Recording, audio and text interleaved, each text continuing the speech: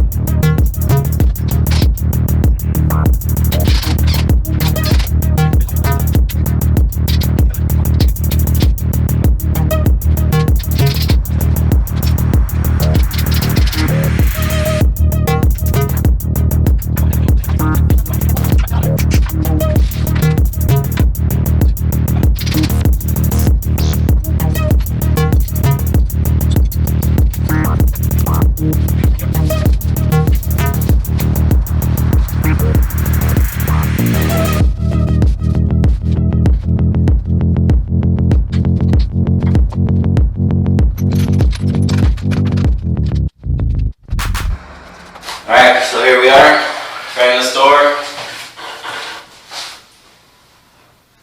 Opens in and out. We have a perfect sight line right down the middle.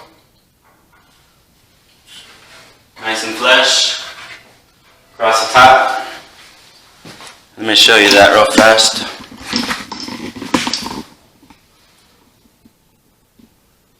So we're perfect all the way across the top.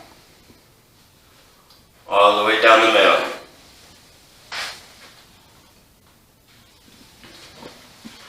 Beautiful hinges.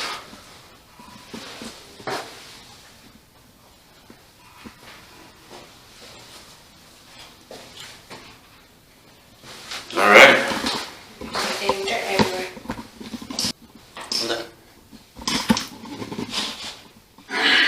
So like I was saying, the setup of this, you have to literally open the door, come in, and turn it on.